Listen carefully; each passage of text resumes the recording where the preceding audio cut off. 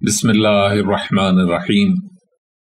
दोस्तों, मालिक की तौफीक से हम दर्स करबला से ये हिदायत लेना चाह रहे हैं कि हमें अपने ज़माने के पाक इमाम के साथ रवैया कैसे रखना चाहिए। किताब इंतसार विलायतुल असर के बाब नंबर 14 की आज हम तिलावत का शर्फ हासिल करेंगे, लेकिन पहले कुरान हकीम की एक आयत के बारे में थोड़ा सा आपके सामने अर्ज करना चाहता हूँ। 30वें पारे में एक आयत मजीदा है जिसमें इरशाद फरमाया गया कि सुम्मा लतुसअलुन्ना यौमइज़िन अनिन नईम, और उस दिन हम तुमसे अपनी नेमतों का सवाल करेंगे। मौला इमाम सादिक सल्लल्लाहु अलैहि के सामने तलबा तशरीफ फरमा थे। एक तालिब इल्म से मौला ने कहा कि ए नुमान, ये बताओ, अगर अल्लाह तुम्हें मैदान हश्र में ये शर्फ अता फरमा दे और तुम उस मकाम तक पहुंच जाओ जहां पर यह सवाल होना है, तो बताओ वो कौन सी नेमत है जिसके बारे में खुदावंद आलम तुमसे सवाल फरमाएगा। काफी देर सोचने के बाद उसने जवाब दिया, पेट भर के खाने को मिल जाए, साथ ठंडा पानी मिल जाए, इससे बड़ी नेमत और क्या होगी। शहंशाह ने तबस्सुम फरमाया और फरमाया कि अगर क़यामत वाले दिन अल्लाह तुमसे रोटी पानी का हिसाब मांगने लग जाए तो सिर्फ तुम्हारी रोटी पानी के हिसाब में ही उसको कई साल लग जाएंगे। वो शर्मिंदा हुआ और अर्ज करता है, इब्न रसूलुल्लाह, आप खुद इरशाद फरमाएं कि फिर खुदावंद आलम उस दिन कौन सी नेमतों का सवाल फरमाएगा। तो इमाम फरमाते हैं कि ए नुमान, वो नेमत हम अहले बैत अतहार सल्लल्लाहु अलैहि मजमाइन हैं।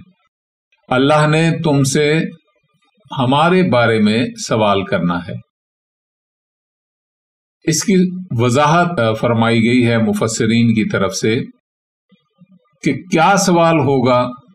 सवाल ये होगा कि तुम्हारा अपने जमाने के इमाम के साथ रवैया कैसा था। और रवैयों पे ही हम सारी अब तक गुफ्तगू कर रहे हैं।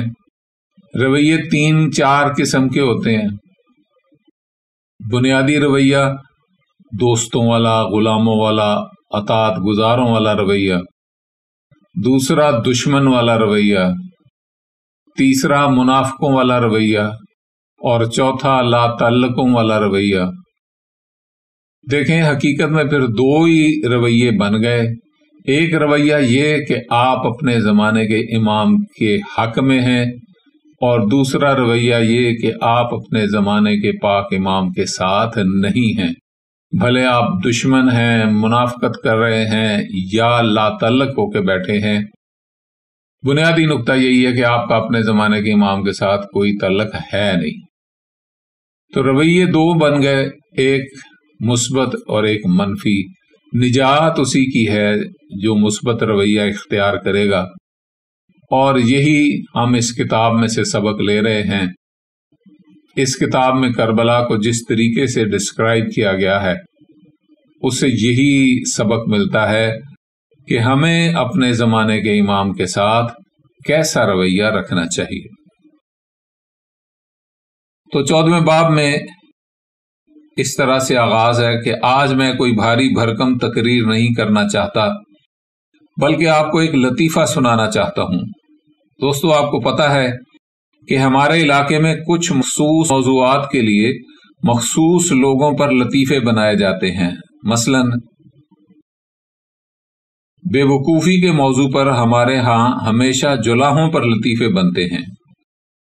एक मखसूस वक्त में गैर हाजिर दिमागी के मुजाहरों के लिए सिखों के लतीफ़े बनते हैं। दिमाग को इस्तेमाल किए बगैर हर फैसला करने और उसके बाद भी उस पर नादिम न होने और नाजायज जिद और लालच के लिए पठानों पर लतीफ़े बनते हैं। बुज़दिली के मौजू पर हिंदुओं पर लतीफ़े बनते हैं। मजहबी अय्यारी और मजहब को अपने मकसद के लिए जायज नाजायज इस्तेमाल करने पर मौलवियों पर लतीफ़े बनते हैं। کنجوسی، دھوکہ دہی اور خود غرضی کے لیے یہودیوں پر لطیفے بنائے جاتے ہیں۔ جب عوام کسی حاکم سے تنگ ہوں تو اپنی نفرت کے اظہار کے لیے بادشاہوں پر لطیفے بنائے جاتے ہیں۔ آرام طلبی، تن پروری، چالاکی، داؤ پیچ اور خود ساختہ نازک مزاجیوں کے لیے میر عالموں یعنی مراسیوں پر لطیفے بنتے ہیں۔ یہ جو لطیفہ میں آپ کو سنا رہا ہوں یہ مجھے جناب علامہ صفدر نجوی صاحب کے ماموزاد بھائی جناب مولوی ذاکر حسین صاحب نے سنایا ہے۔ یہ بڑا اچھا لطیفہ ہے، امید ہے آپ اس پر جی کھول کر ہنسیں گے۔ انہوں نے سنایا کہ ہمارے ملک میں ہنگامی حالات تو نہیں تھے، لیکن حکومت وقت نے اعلان کیا کہ ہمیں فوج کے لیے جیالے جوانوں کی ضرورت ہے جو ملک کی خدمت کا جذبہ رکھتے ہوں۔ وہ انٹرویو کے لیے فلاں کینٹ میں پہنچ جائیں۔ یہ اشتہار کسی اخبار میں میر عالم لوگوں نے بھی دیکھ لیا اور آپس میں مشورہ کیا کہ ہم ہمیشہ گا گا کر لوگوں کو خوش کرتے رہے ہیں، کیوں نہ ہم ملک کی بھی خدمت کریں، اور اس سے اچھا موقع ہمیں پھر ملنے والا نہیں ہے، اس لیے ہمیں فوج میں بھرتی ہونا چاہیے۔ یہ سوچ کر انہوں نے آپس میں میٹنگ کی اور ایک درخواست کور کمانڈر یا چیف آف آرمی اسٹاف کے نام لکھی، اور اس میں جہاں انہوں نے جذبہ خدمت کا ذکر کیا وہاں انہوں نے کچھ شرائط بھی رکھے کہ ہمیں فوج میں سروس بھی ملنا چاہیے اور ہمارے یہ شرائط بھی حکومت کو ماننا چاہیے۔ وہ شرائط یہ تھے: نمبر 1، ہماری پہلی شرط یہ ہے کہ اگر ہمیں فوج میں سروس دی جائے تو ہمارے لیے ڈرل پریڈ وغیرہ نہ تو گرمی یا دھوپ میں کروائی جائے اور نہ ہی شدید سردی میں کروائی جائے۔ دوسری، ہماری ایک شرط یہ ہے کہ جو ڈرل یا ورزش کروائی جائے وہ اس وقت ہو جب ہم چاہیں، اور ہمارا موڈ نہ ہو تو کسی اور کو ڈرل پر بھیجا جائے۔ 3، ہماری ایک شرط یہ بھی ہے کہ ہماری وردی نرم ہو اور موسم کے لحاظ سے موزوں ہو، اگر سلکی ہو جائے تو بہت اچھا ہے۔ 4، ہماری ایک شرط یہ بھی ہے کہ ہمیں کھانا ہماری مرضی کا ملنا چاہیے، کیونکہ سبزیاں ہمیں اچھی نہیں لگتی اور بڑے گوشت سے معدہ خراب ہوتا ہے۔ گوبھی، شلغم، ساگ، دالیں تبخیر کرتی ہیں۔ ایک تو گوشت ہو اور وہ بھی مرضی سے بڑے کسی پرندے کا بھی نہیں ہونا چاہیے۔ 5، ہماری ایک شرط یہ بھی ہے کہ جنگ کے دنوں میں ہمیں چھٹی ہونا چاہیے، کیونکہ ہم کسی بڑی مشقت کے عادی نہیں ہیں۔ اگر چھٹی نہ دی جائے تو مورچے ایئر کنڈیشنڈ ہونا چاہیے اور ان میں آرام دہ بستر بھی ہونا ضروری ہے۔ 6، ہماری ایک شرط یہ بھی ہے کہ اگر دشمن کے مقابلے میں بھیجا جائے تو حکومت ہمیں حفاظت کی ذمہ داری فراہم کرے اور دشمن سے پہلے طے کر لے کہ سامنے سے کوئی فائر نہ کرے گا، ورنہ ہمارے بھاگنے کی ذمہ دار خود حکومت ہوگی۔ 7، ہماری ایک شرط یہ بھی ہے کہ جب بھی گھر کا کوئی کام آ پڑے یا کسی کی شادی بیاہ کے موقع پر گانے پر اور عوام کو خوش کرنے کی دعوت آ جائے یا فصل کاٹنے کا موسم ہو تو ہمیں فوراً چھٹی ملنا چاہیے، ورنہ ہم حکومت کو بتائے بغیر چلے جائیں گے اور اس کی ذمہ دار بھی حکومت ہی ہوگی۔ 8، ہماری ایک شرط یہ بھی ہے کہ جب ہماری سرحدوں پر دشمن حملہ کرے تو ہمیں گھر بھیج دیا جائے، اور جب فتح ہو تو ہمارے آنے سے پہلے کوئی لوٹ کھسوٹ نہ کرے، تاکہ ہمیں اپنی پسند کی چیزیں لوٹنے کا بھرپور موقع مل جائے۔ اگر ایسا نہ ہوا تو ہماری طرف سے فوج سے استعفیٰ سمجھا جائے۔ 9، ہماری ایک شرط یہ بھی ہے کہ سونے کے لیے ہم میں سے ہر فرد کو علیحدہ علیحدہ کمرہ دیا جائے، کیونکہ کسی کے آنے جانے سے اور ساتھ والے کے خراٹوں سے ہم ڈسٹرب نہ ہوں۔ اگر ہم میں سے کوئی سو رہا ہو اور خدا نہ خواستہ کوئی شخص اٹھ کر نماز پڑھنا شروع کر دے تو سونے والے کی نیند تو خراب ہوگی ہی، اس لیے ہر شخص کو علیحدہ علیحدہ کمرہ ملنا چاہیے۔ 10، ہماری ایک شرط یہ بھی ہے کہ جب سو رہے ہوں تو کوئی ہمیں نہ جگائے، کیونکہ اس سے ہماری نیند خراب ہوتی ہے۔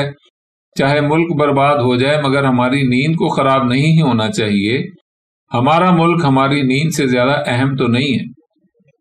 11، ہماری ایک شرط یہ بھی ہے کہ کھانا کھانے کے لیے ہمیں کینٹین یا لنگر خانے میں نہ بلایا جائے، بلکہ کھانا ہمارے کمروں میں پہنچایا جائے، تاکہ سردیوں میں گرم لحاف سے نکلنے سے نزلہ ہو جاتا ہے اور گرمیوں میں دھوپ برداشت نہیں ہوتی۔ 12، ہماری ایک شرط یہ بھی ہے کہ کمرے میں کھانا لانے کے لیے ایک ایک نوکر بھی دیا جائے، جو برتن واپس لنگر خانے میں لائے اور برتن دھونے کا کام کسی کمی کمین سے کروایا جائے۔ معززین فوجیوں کا اپنے برتن اٹھا کر کینٹین میں واپس کرنے کو آنا بہت برا لگتا ہے۔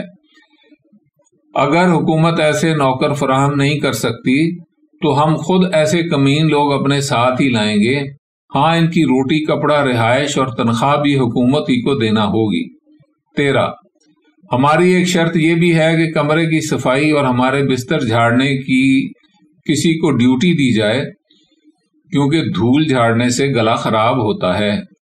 14، ہماری ایک شرط یہ بھی ہے کہ کمرے ایئر کنڈیشن نہ بھی ہوں تو روم کولر ضرور ہونا چاہیے اور سردیوں میں ایندھن جلانے کے لیے وافر مقدار میں ملنا چاہیے۔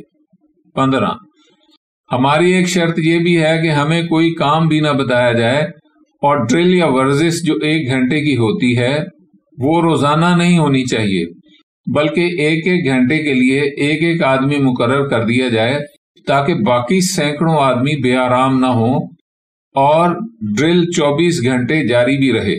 16، ہماری ایک شرط یہ بھی ہے کہ جب ہم چھٹیوں پر واپس گھر جائیں تو ہمیں سرحانوں کے استروں میں حکومت کے مال سے چرایا ہوا یا مانگ کر لیا ہوا یا اپنا ہتھیایا ہوا یا خریدا ہوا سامان بھر کر لے جانے کی سہولت بھی دی جائے۔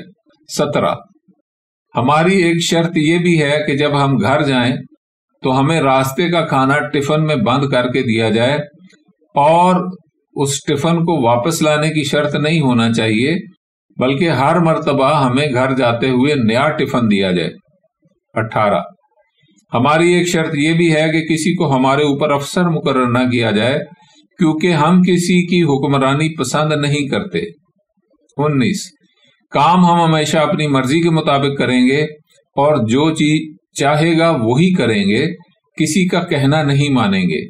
20، گھر جائیں تو گھر والوں کے لیے ہمیں حکومت کی طرف سے تحفے اور مٹھائیاں، میوے والا گڑ 8-9 کلو فی کس ملنا چاہیے۔ 21، ہمیں ہر سال کی تنخواہ ایڈوانس ملنا چاہیے اور الاؤنسز بھی ہمیں ہمارے مقرر کردہ ملنا چاہیے۔ 22، ملک کی جاہل عوام کے ہاں ہمیں دعوتیں اڑانے کی عام اجازت ہونی چاہیے۔ 23، سودا سلف کی خریداری ہم کرنے کے لیے تیار ہیں، بشرطے کہ ہم سے کوئی حساب طلب نہ کرے۔ 24، کسی قسم کی کوئی ڈیوٹی دینے پر ہمیں کبھی بھی مجبور نہ کیا جائے، کیونکہ ڈیوٹی کرنے سے آرام میں فرق آتا ہے۔ 25، ہماری ایک شرط یہ بھی ہے کہ آئندہ ہمیں ایسے لطیفے بھی نہ سنائے جائیں جو ہماری طبع لطیف کو ناگوار گزریں، ورنہ ہم حکومت کی نوکری چھوڑ کر چلے جائیں گے اور اس کی پوری ذمہ داری لطیفے سنانے والے پر عائد ہوگی، اور ہم اس وقت تک گھر سے واپس نہ آئیں گے جب تک لطیفہ سنانے والا خود وہاں آ کر گڑ گڑا کر معافی طلب نہیں کرے گا۔ اگر ہم حکومت کو ہماری یہ شرائط منظور ہوں تو ہمیں حکومت کی خدمت کر کے ثواب دارین حاصل کرنے کا موقع دیا جائے، کیونکہ ملک کی خدمت کرنا ہر مومن مسلمان کا پہلا فریضہ ہے، اور ہمیں امید ہے کہ حکومت ہمیں یہ فرائض ادا کرنے کا موقع ضرور عنایت فرمائے گی۔ فدویان میر عالم۔ دوستو، آپ اس لطیفے پر ہنسے نہیں، جبکہ اس کی ایک ایک بات ہی ایسی تھی کہ آدمی ہنس ہنس کر لوٹ پوٹ ہو جائے۔ آپ خود سوچیں کہ اس سے بڑی حماقت کوئی ہو سکتی ہے کہ آدمی فوج میں اپلائی کرے اور عام طلبی اور عیاشی بھی کر سکے، کیونکہ فوج کا محکمہ تو ہوتا ہی جفاکشی، جفانوشی، محنت، مشقت اور موت سے کھیلنے کا ہے۔ اس میں جہاد ہوتا ہے، قربانیاں ہوتی ہیں، بھوک پیاس ہوتی ہے، زخم ہوتے ہیں، زمین پر سونا ہوتا ہے، سردی گرمی سے لڑنا ہوتا ہے، قربانیاں ہی قربانیاں ہوتی ہیں۔ دوسری طرف یہ میر عالموں کی فوج قربان جاؤں ان کی نزاکتوں اور نفاستوں اور نازک مزاجیوں پر، اور اس پر جذبہ حب الوطنی اور احساس فرض شناسی کے کس طرح اپنے فرائض کا احساس کرتے ہوئے فوج میں بھرتی ہونے کو پہنچ گئے ہیں۔ اگر قصور ہے تو حکومت ہی کا ہے کہ اس نے انہیں جوتے مار کر باہر نکال دیا، ورنہ وہ تو اپنے فرائض کو ادا کرنے پہنچ گئے تھے۔ لیکن وہ حکومت بیچاری کیا کرتی، وہ بھی تو نااہل تھی، کیونکہ وہ حکومت الہیہ تو نہیں تھی جو ایسے فوجیوں کو فوراً بھرتی کر لیتی۔ اب یہاں سوال یہ پیدا ہوتا ہے کہ اس سارے لطیفے میں لطیفیت کہاں سے شروع ہوتی ہے اور اس میں ہنسنے والی بات کیا ہے؟ بات یہ ہے کہ ہم اس لطیفے پر اس لیے ہنستے ہیں کہ کہاں فوجی جفاکشی اور کہاں یہ نفس پروری پر مبنی شرائط، کیونکہ ان کا دور کا بھی تعلق نہیں، مگر یہ تو عام ملکوں کا نظام ہوتا ہے جو ایسے شرائط پر ہنستا ہے، جبکہ ہم خود شہنشاہ زمانہ عجل اللہ تعالیٰ فرجہ الشریف کی فوج کے جفاکش جیالے ہیں۔ ہمارے ہاں تو ایسے شرائط کوئی بے وقوفی والی بات لگتی ہی نہیں، کیونکہ ہم تو اپنی فوج میں شامل بھی انہی شرائط کے ساتھ ہوئے ہیں۔ اگر یہ سہولتیں آج ہٹا لی جائیں تو ہم میں سے سب لوگ استعفیٰ پیش کر دیں گے، کیونکہ ہمارے مولا کریم اجل اللہ تعالیٰ فرج الشریف کی فوج طالبان جیسی احمق اور جاہل فوج نہیں ہے کہ جس کے فوجی 5 دن تک بھوکے رہ کر پہاڑوں پر سردی گرمی سے لڑ کر زخمی ہو کر آتے ہیں تو پھر بھی جہاد پر جانے کے لیے بے قرار رہتے ہیں اور جان قربان کرنے کے لیے تیار نظر آتے ہیں۔ دوستو، حقیقت یہ ہے کہ ہمیں اس دور میں اپنا احتساب کرنا ضروری ہے، کیونکہ احتساب کے عمل سے گزرنے کے بعد ہمیں اپنے نقائص کا پتہ چلے گا، اور نقائص کا علم ہونے کے بعد ہم اپنی اصلاح کے بارے میں سوچیں گے۔ اگر واقعی ہم میر عالموں کی فوج ہیں تو ہمیں اصلی فوجی بننا چاہیے۔ دوستو، جب ہم کسی بھی اصلاحی عمل کا تجزیہ کرتے ہیں تو پتہ چلتا ہے کہ اصلاح کا عمل 3 مراحل سے گزرتا ہے۔ نمبر 1، سب سے پہلے جو عمل واقع ہوتا ہے وہ ہوتا ہے اپنے نقائص کی دریافت کا عمل۔ نمبر 2 وہ ہوتا ہے ان نقائص کو ریئلائز کرنا، یعنی نقائص کی حقیقت کو سمجھنا کہ واقعی یہ نقائص ہیں اور ہم انہیں قبول کرتے ہیں۔ نمبر 3 ہوتا ہے ان نقائص کو سنجیدگی سے لینا کہ یہ واقعی خطرناک ہیں اور ان سے کوئی بڑا نقصان ہو سکتا ہے۔ یہ ہیں وہ 3 ابتدائی مراحل کہ جن کے بعد انسان کسی چیز کی درستی اور اصلاح کے بارے میں سوچنا شروع کرتا ہے۔ مثال دیتا ہوں، ایک انسان کے پاؤں میں کیل چبھ جاتا ہے تو اسے نکالنے کے لیے پہلے اسے یہ معلوم کرنا پڑتا ہے کہ اسے ایک کیل چبھ چکا ہے، کیونکہ اگر وہ سمجھے گا کہ اسے کیل چبھا ہی نہیں تو وہ اگلا قدم ہی نہیں اٹھائے گا، یعنی پہلے پہل تو اسے کیل چبھنے کا علم ہونا چاہیے۔ اس کے بعد وہ یہ دیکھتا ہے کہ یہ واقعی ایک سیریس کیس ہے اور اسے اذیت بھی دے رہا ہے۔ اس کے بعد یہ دیکھتا ہے کہ یہ کیل اگر نہ نکالا گیا تو اس سے کوئی بڑا نقصان بھی ہو سکتا ہے، اس کا زخم بڑھ اور بگڑ بھی سکتا ہے۔ جب تک کوئی ان 3 مراحل سے نہیں گزرتا وہ اس کیل کو نکالنے کی طرف توجہ ہی نہیں دے سکتا۔ یہاں میں آپ کو ایک بلوچ کا واقعہ بطور مثال سناتا ہوں۔ ایک بلوچ پہاڑی سے اترا اور شہر کو جا رہا تھا۔ راستے میں ایک بستی سے گزرا جو پہاڑ سے تقریباً 3 میل دور تھی۔ جب وہ وہاں پہنچا تو لوگوں نے دیکھا کہ اس کی چادر یعنی تہ بند کے ساتھ پہاڑی بیری کی انتہائی خاردار ایک شاخ، جسے سرائکی میں ڈھینگری کہتے ہیں، الجھی ہوئی ہے اور اس کی پنڈلیوں سے خون جاری ہے، پاؤں سے خون جاری ہے، چادر بھی کہیں کہیں سے پھٹی ہوئی ہے، مگر وہ بلوچ اس کی پرواہ کیے بغیر آگے بڑھتا چلا آ رہا ہے۔ ایک صاحب نے اسے کہا، خان صاحب یہ کیا بات ہے، آپ اس ڈینگری کو چادر سے نکالتے کیوں نہیں؟ یہ تو آپ کو کافی زخمی کر رہی ہے۔ یہ سن کر اس بلوچ خان نے کہا، بھائی یہ ڈھینگری ہم بلوچوں کو جانتی نہیں تھی، ہم سے پنگا لے بیٹھی۔ اس نے سوچا تھا کہ خان کو جھکنے پر مجبور کر دوں گی اور وہ جھک کر مجھے اپنی چادر سے چھڑائے گا، مگر ہم بھی خان ہیں۔ یہ بدکماش پہاڑ سے یوں ہی ہمارے قدموں میں ٹھوکریں کھاتی چلی آ رہی ہے اور شہر تک اسی حالت میں ٹھوکریں کھاتی چلی جائے گی تاکہ اسے پتہ تو چلے کہ خان سے کیسے الجھا جاتا ہے۔ اب آپ سوچیں کہ وہ بیری کی شاخ بھلا کیا سوچ سکتی تھی، مگر خان صاحب کو بڑی دور کی سوجھی اور اپنی پنڈلیاں ہی زخمی کرواتے چلے گئے۔ اب اس مثال سمجھیں کہ جب تک انسان اولین مراحل ثلاثہ سے نہیں گزرتا اس وقت تک اپنی اصلاح کی طرف توجہ نہیں دیتا۔ اس لیے ہمیں سب سے پہلے یہ دیکھنا ہوگا کہ ہم اپنے شہنشاہ زمانہ اجل اللہ تعالی فرجہ الشریف کے حق میں کون سی بے اعتدالی کر رہے ہیں۔ اس میں ہمیں دو طرح کے جائزے لینا ہوں گے، نمبر ایک انفرادی اور دوسرا اجتماعی۔ یعنی سب سے پہلے ہمیں اپنی ذات کے نقائص کی طرف توجہ دینا ہوگی، اس کے بعد بحیثیت جماعت کے دیکھنا ہوگا کہ ہم میں بطور جماعت کے کیا کیا نقائص ہیں۔ اگر ہم اجتماعی اور انفرادی نقائص کے ساتھ بلوچانہ رویہ رکھیں گے تو اپنی اصلاح نہیں کر پائیں گے اور اپنے نقصان کو بڑھاتے جائیں گے۔ ہمیں اپنی ذات سے سب سے پہلا سوال یہ کرنا ہے کہ کیا ہم نے اس گزشتہ زندگی میں کوئی روحانی ترقی بھی کی ہے یا نہیں۔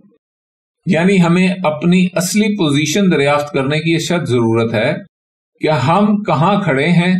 جیسا کہ انسان کو اگر کسی مقام پر آنکھیں باندھ کر کھڑا کر دیا جائے اور اسے منزل کی طرف سفر کرنے کا کہا جائے تو اسے سب سے پہلے یہ معلوم کرنا چاہیے کہ وہ کہاں کھڑا ہے تاکہ اسے پتہ چلے کہ اسے کس سمت میں سفر کرنا چاہیے۔ مولا میر کائنات علیہ الصلوۃ والسلام کا فرمان ہے کہ جب تمہیں معلوم ہو جائے کہ تم راستہ بھول چکے ہو تو پھر اپنے سفر کو روک دو، بلکہ کسی راستہ شناس کے آنے کا انتظار کرو۔ اسی طرح بزرگ کہتے ہیں کہ اگر صحرا میں آندھی آ جائے تو جس جگہ کھڑے ہو وہیں بیٹھ جاؤ اور جدھر جا رہے تھے اسی طرف رخ کر کے بیٹھو، ورنہ راستہ بھول جاؤ گے۔ اگر تم کسی راستہ شناس سے پوچھے بغیر اپنی منزل کو چل پڑو گے تو اس میں 75% غلط سمت میں جانے کا چانس ہے، کیونکہ تمہارے سامنے 4 سمتیں ہیں۔ اگر ان میں 4 کارنر بھی شامل کر لیں تو پھر راستے کے درست ہونے کے صرف 12.5% امکانات رہتے ہیں اور 87.5% غلط راستے پر چلنے کا خطرہ رہتا ہے۔ اور اگر ہم جدید انداز میں ڈگریز کو دیکھیں تو دائرے کے مرکز کے گرد 180 ڈگریز ہوتے ہیں، اور اسی طرح درست راستے کے انتخاب میں 1% بھی چانس نہیں رہتا۔ اس صورت میں ہمیں کسی نہ کسی رہنما کی اشد ضرورت ہوتی ہے، اور ہماری ڈائریکشن کے متعین کرنے میں کتاب کربلا ہمارے لیے ایک گائیڈ بک ہے۔ اگر ہم اس کتاب کربلا سے سبق لینا چاہیں تو ہمیں اپنے اعمال کا مرکز ایک ہی ملتا ہے، یعنی ہمارا ولی العصر اجل اللہ تعالی فرجہ الشریف۔ اور یہ کتاب ہمیں صرف یہی اصول فراہم کرتی ہے کہ اگر درست راستے پر چلنا ہے تو اپنے ولی العصر اجل اللہ تعالی فرجہ الشریف کو دیکھو اور ان کی سمت چلنا شروع کر دو، اور اپنے اعمال، افعال، اقوال، جذبات، کیفیات، نیات اور اپنی سوچوں کا مرکز انہیں بنا کر سفر کرو، منزل خود بڑھ کر تمہارے قدم چوم لے گی۔ اور ہمیں اپنے شہنشاہ زمانہ اجل اللہ تعالی فرجہ الشریف کی نصرت کا راستہ اختیار کرنا پڑے گا اور ہمیں ان کا سپاہی بننا پڑے گا۔ بصورت دیگر الخاذ الاخ القاتل کے تحت دشمن کے ساتھی قرار پائیں گے۔ دوستو، جیسا کہ آپ جانتے ہیں کہ ہمارا موضوع درس کربلا ہے۔ اب ہم اگر شہنشاہ زمانہ اجل اللہ تعالی فرجہ الشریف کی فوج کے سپاہی ہیں تو ہمیں بھی وہاں سے درس لینا ہوگا۔ اگر ان جیسا کردار ادا کریں گے تو ان جیسا رزلٹ ملے گا، اور اس کے برعکس کام کریں گے تو پھر انجام اور رزلٹ بھی اس کے برعکس ہی ملے گا۔ یہی درس کربلا کا ہے کہ ہر دور کے امام علیہ الصلوۃ والسلام کے انصار کے لیے کربلا معلی ایک عظیم درس نصرت ہے، اور یہی دین نصرت ہے جسے کربلا معلی میں کھول کر فقط دکھایا ہی نہیں گیا بلکہ پریکٹیکل کر کے دکھایا گیا ہے۔ اور انسانیت کا کوئی ایک فرد بھی ایسا نہیں کہ جس کی نمائندگی کرنے والے کا کردار ذکر کتاب کربلا میں موجود نہ ہو۔ یہ بھی ایک حقیقت ہے کہ انسان زمانی و مکانی لحاظ سے مجبور و عاجز ہے، کیونکہ یہ زمان و مکان کی قید سے آزاد نہیں ہو سکتا۔ ماضی ہو یا مستقبل اس میں جا نہیں سکتا، اس پر حسرت کر سکتا ہے۔ یا لیتنی کنت معکم فافوز فوزا عظیما، کاش میں بھی آپ کے ساتھ ہوتا اور عظیم کامیابی کا ادراک کرتا، مقدر کے معراج عظیم کو پا لیتا۔ یہ حسرت کر سکتے ہیں، جا نہیں سکتے، کیونکہ انسان کے پاؤں میں زمان و مکان کی بیڑیاں لگی ہوئی ہیں۔ اس لیے کچھ رعایات بھی ہیں، جیسا کہ آج ہم ماضی کی طرف نہیں جا سکتے، یعنی ہمارے سامنے تاریخ کے اوراق میں بہت سی جنگیں بکھری ہوئی ہیں۔ جنگ بدر ہے، احد ہے، جمل ہے، صفین ہے، صابات ہے، کربلا ہے۔ ہمارا دل کرتا ہے کہ کاش ہم وہاں ہوتے، مگر ہم جا نہیں سکتے۔ ہم صرف تمنا کر سکتے ہیں، اور یہ مالک کا بے پناہ کرم ہے کہ وہ ہماری اس تمنا کو شرکت قرار دیتا ہے۔ جیسا کہ جنگ جمل میں امیر کائنات علیہ الصلوۃ والسلام نے فرمایا تھا کہ آج ہمارے ساتھ وہ لوگ بھی مصروف جہاد ہیں کہ جن کی آباء و اجداد بھی پیدا نہیں ہوئے، یعنی انسان جہاں زمانی و مکانی طور پر نہیں جا سکتا وہاں صرف تمنا کر سکتا ہے، اور اس کی بھی ایک جزا یا سزا موجود ہے۔ یعنی اگر کوئی دشمن کی طرف سے شرکت کی تمنا رکھتا ہو تو اس کی سزا بھی موجود ہے، اور معصومین علیہم الصلوۃ والسلام کی نصرت کی تمنا رکھتا ہو تو اس کی جزا موجود ہے۔ دوستو، یہ بھی ایک حقیقت ہے کہ نصرت کا بعید ترین پہلو جو ہے وہ تمنائے نصرت کا ہے، یعنی جو انسان انتہائی مجبور ہو، وہ اور کچھ نہیں کر سکتا تو تمنا اور حسرت تو کر سکتا ہے، جیسا کہ آپ کتب عدیہ اور زیارات اٹھا کر دیکھیں، یعنی الاقبال، مہیج الدعوات، کامل الزیارات سے لے کر مفاتیح الجنان تک، سب میں آپ کو بہت سی زیارات اور دعائیں ایسی ملیں گی جن میں ایسے تمنائی فکرے موجود ہیں کہ جن میں شہنشاہ زمانہ عجل اللہ تعالیٰ فرجہ شریف کی نصرت کرنے اور ان کی نصرت میں شہید ہونے کی دعا ہوتی ہے۔ بلکہ شہنشاہ زمانہ عجل اللہ تعالیٰ فرجہ شریف کی نصرت میں جہاد اور تمنائے شہادت کرنے کا ہمیں بڑی تاکید سے حکم فرمایا گیا ہے، اور ایسی دعاؤں کے بہت زیادہ فضائل بیان فرمائے گئے ہیں۔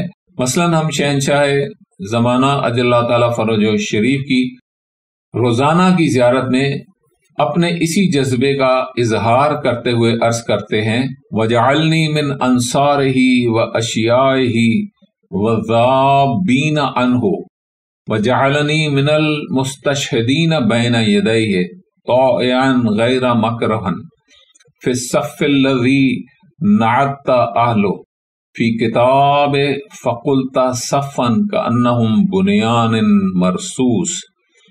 ہم یہ دعا کرتے ہیں کہ اللہ عز و جل ہمیں شہنشاہ زمانہ عجل اللہ تعالیٰ فرج و شریف کے انصار و ناصرین میں قرار دے، اور ہمیں ان کے شیعوں میں شمار فرما، اور ہمیں ان کے محافظین میں شامل فرما، اور ہمیں ان شہیدوں میں شامل فرما جو شہنشاہ زمانہ عجل اللہ تعالیٰ فرج و شریف کے سامنے انتہائی خوشی سے جان نچھاور کرنے والے ہیں، نہ کہ ان شہیدوں میں جو شہادت سے کراہت کرتے ہوئے شہید ہوتے ہیں۔ اور مجھے ان جان بازوں میں شامل فرما جن کی نعت تو نے اپنی مقدس کتاب میں ان الفاظ میں فرمائی ہے کہ وہ سیسا پلائی ہوئی دیوار بن جاتے ہیں۔ اسی طرح دعائے عہد میں بھی ہم اسی انداز کی دعا کرتے ہیں اور اس طرح پڑھتے ہیں، اللہم اجعلنی من انصارہ و اعوانہ والغابین عنہ والمسارعین الیہ فی قضائہ، تائیں کہ ہم کہتے ہیں والمستشہدین بین یدیہ اللہم ان حال بینی و بینہ الموت الذی جعلتہ علی عبادک حتما مقضیا فاخرجنی من قبری معتذرا کفنی شاہرا سیفی مجردا قناتی ملبیا دعوت الدائی فی الحاضر البادی۔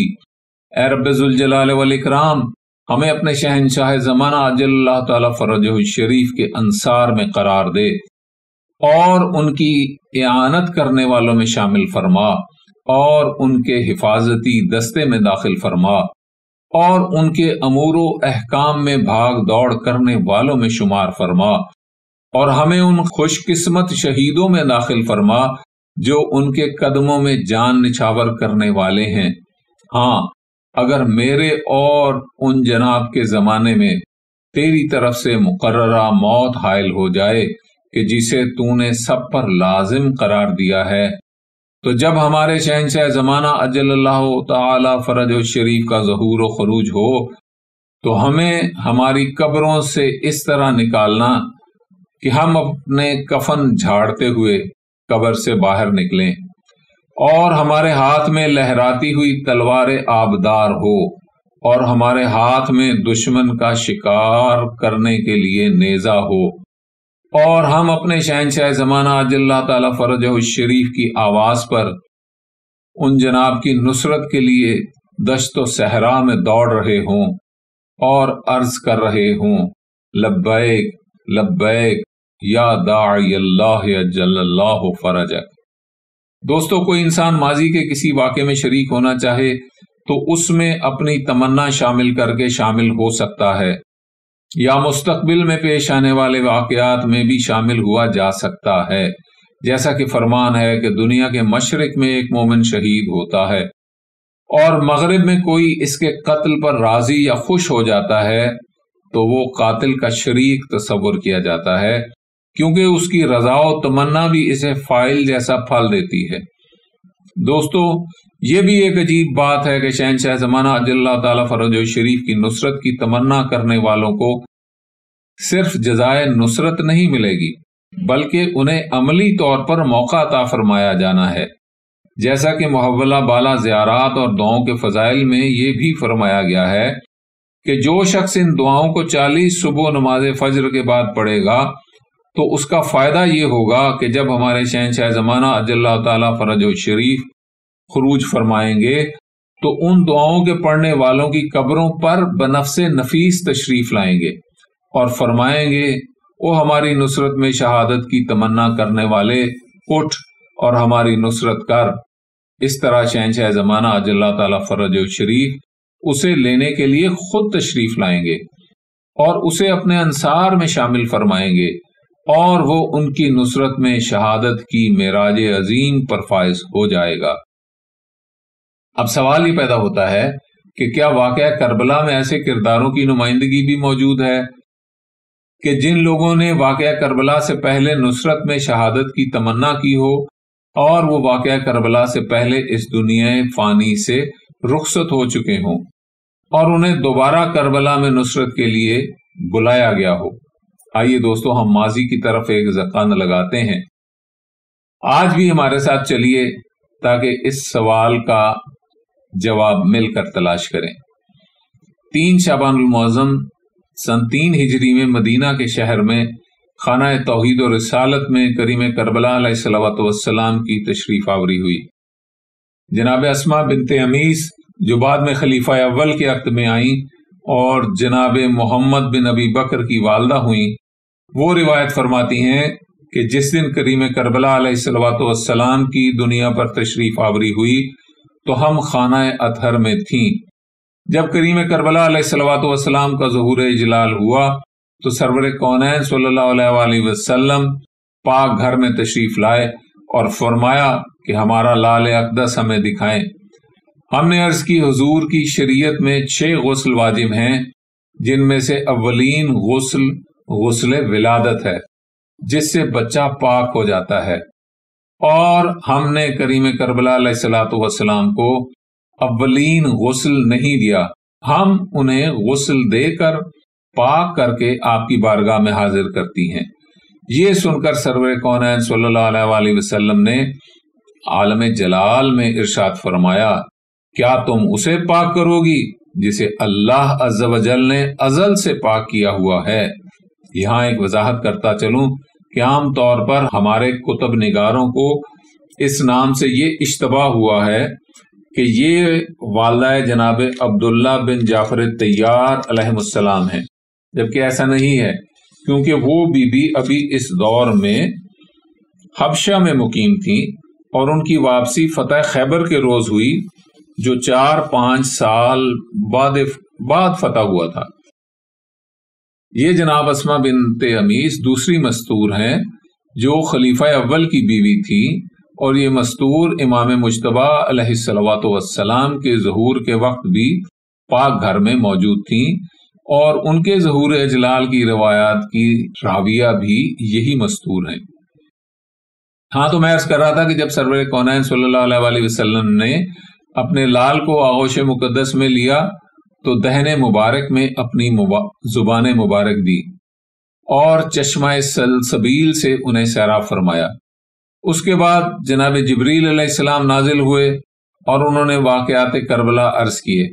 گویا یہ کریم کربلا علیہ الصلوۃ والسلام کی پہلی مجلس تھی جس میں سرور کونین صلی اللہ علیہ وآلہ وسلم اور پاک گھر کے سارے افراد سامع تھے اور جناب جبریل علیہ السلام ذاکر تھے، اور آغوش میں کریم کربلا علیہ الصلوۃ والسلام اپنی شبیہ آپ بنے ہوئے تھے، اور جناب جبریل علیہ السلام ذکر مصائب پڑھ رہے تھے، اور سامعین لال کو دیکھ دیکھ کر رو رہے تھے۔ اس کے 3 دن بعد یعنی 6 شعبان المعظم کے دن سرور کونین صلی اللہ علیہ وآلہ وسلم اپنے نواسے کی زیارت کو تشریف لائے۔ ان 3 دنوں میں کریم کربلا علیہ الصلوۃ والسلام نے کچھ بھی کھانا پینا پسند نہیں فرمایا، کیونکہ انہوں نے اولین غذا سرور کونین صلی اللہ علیہ وآلہ وسلم کی لسان مبارک سے حاصل کرنا تھی۔ جب سرور کونین صلی اللہ علیہ وآلہ وسلم تشریف لائے تو پاک نواسے کو گود میں لیا، نام پاک رکھا گیا، پھر ان کے دہن مبارک میں اپنی زبان مبارک دی، چشمہ سلسبیل زبان اطہر سے دوبارہ جاری ہوا۔ 3 دن کا پیاسا نواسا اس چشمہ سلسبیل سے سیراب ہوا۔ یہ بھی عجیب بات ہے کہ کریم کربلا علیہ الصلوۃ والسلام نے اس دنیا میں تشریف لانے کے 3 دن بعد تک کچھ نہیں پیا، اور اس دنیا سے تشریف لے جانے سے 3 دن پہلے سے بھی کچھ نہیں پیا۔ یہ 3 دن کی پیاس ان کا اپنا حصہ تھا، اور ہم اس راز کو نہیں سمجھ سکتے کہ اس میں کیا راز تھا۔ 3 دن بعد سرور کونین صلی اللہ علیہ وآلہ وسلم نے مسجد نبوی میں اپنے لال کو طلب فرمایا تاکہ اصحاب باوفا رضوان اللہ علیہم کو اپنے لال کی زیارت کروائیں۔ اس دن پھر کریم کربلا علیہ الصلوۃ والسلام کی مجلس ہوئی، اور یہ دوسری مجلس تھی۔ اس میں ذاکر سرور کونین صلی اللہ علیہ وآلہ وسلم تھے، اور سامعین اصحاب کرام رضوان اللہ علیہم تھے، اور آغوش میں کریم کربلا علیہ الصلوۃ والسلام تھے، اور سرور کونین صلی اللہ علیہ وآلہ وسلم نے واقعات کربلا بیان فرمائے اور فرمایا کہ ہمارا یہ لخت جگر کس طرح بے دردی سے شہید کیا جائے گا۔ سارے واقعات تفصیل سے سنائے، اصحاب کرام گریہ فرما رہے تھے، اور اس دوران سرور کونین صلی اللہ علیہ وآلہ وسلم نے بھی گریہ فرماتے ہوئے فرمایا کہ جو بھی ہمارے اس لال کی اس وقت مدد کرے گا اور ان کی نصرت میں شہید ہوگا، اسے 70 شہدائے بدر کا اجر اور مرتبہ ملے گا۔ بروایت دیگر 70,000 شہدائے بدر کا مرتبہ ملے گا۔ اس دن اس مقدس مجلس میں سرور کونین صلی اللہ علیہ وآلہ وسلم کے صحابی جناب سعید احنف سلام اللہ علیہ بھی موجود تھے۔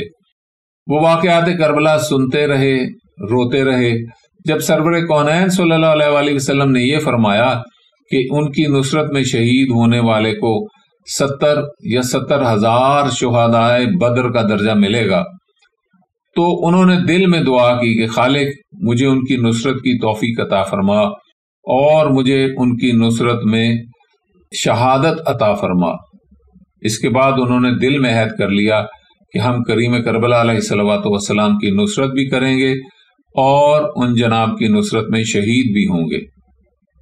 اور وہ دل ہی دل میں کریم کربلا علیہ الصلوۃ والسلام کی نصرت میں شہادت کی دعا فرماتے رہتے تھے، اور کسی پر کبھی اپنی یہ دعا ظاہر نہیں فرمائی تھی۔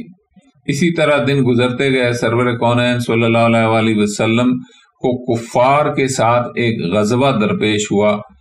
تاریخ نے اس غزوے کا نام نہیں لکھا، صرف اتنا لکھا ہے کہ کفار نے سرور کونین صلی اللہ علیہ وآلہ وسلم کے ساتھ جنگ کی، اور یہ جناب سعید احنف سلام اللہ علیہ بھی اس غزوہ میں شریک ہوئے اور سرور کونین صلی اللہ علیہ وآلہ وسلم کی جی توڑ کر نصرت کی، اور زخموں سے چور چور ہو کر زمین پر گر پڑے۔